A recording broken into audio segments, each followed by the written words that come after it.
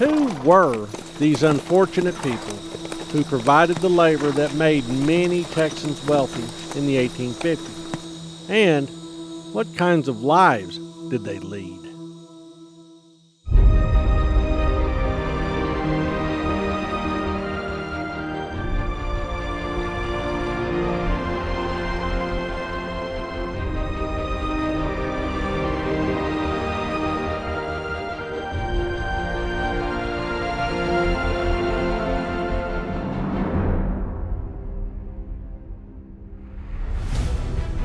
Most enslaved people were brought to the state by their owners.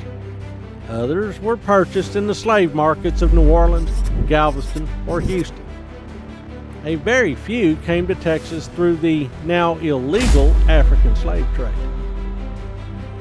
The journey, no matter where it started, was long, hard, and humiliating.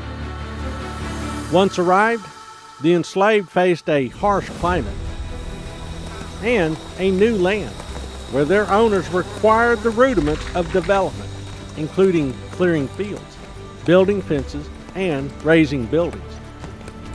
Ties to their former homes in places like Virginia, Alabama, and Mississippi, and often loved ones left behind, were accessible only in their memories.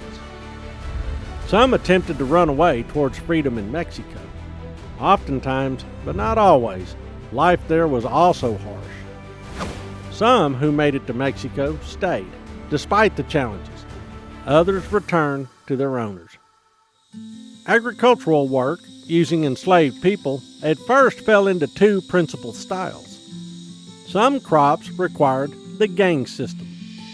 On plantations with large numbers of workers, crews of enslaved people would pass through the cropland, one crew after another, all working the same task.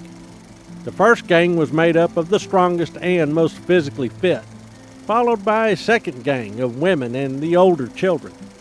A third gang, composed of younger children, might then be required to finish the remaining work, be it weeding, thinning, pest control, or turning the soil. The task system, by contrast, amounted to an extensive and often difficult chore list. By the time Texas fully embraced slavery, a hybrid system emerged that blended the two with the addition of incentives like extra food or days off. As slavery in Texas expanded and planters prospered, the demand for enslaved people grew. White and black families often coexisted on these new homesteads, and family life was often intermingled. Enslaved women cared for white children and helped manage households, while enslaved men tended animals and raised crops alongside their white owners. Marriage among the enslaved was encouraged, since slaves with family ties were thought to be less likely to rebel or run away.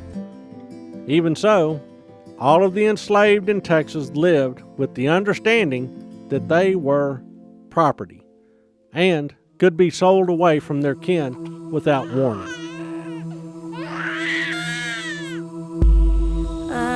Amazing grace, how sweet the sound. Owners also encouraged the enslaved to keep religious observances. The ideals of being created in the image of God, obeying the call for submission to authority, and the promise of salvation helped to reinforce the owner's principles, while also providing hope to the enslaved.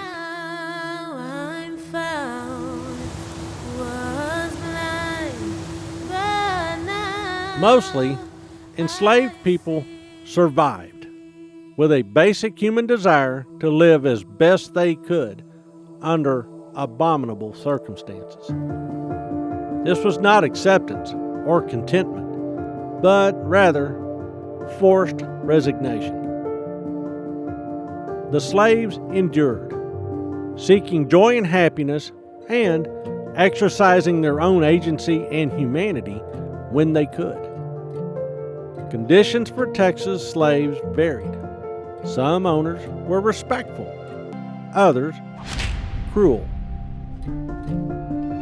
Relations between races were often tense, and the expectations of balance could differ greatly from one owner to the next. Some owners treated their slaves as partners rather than property.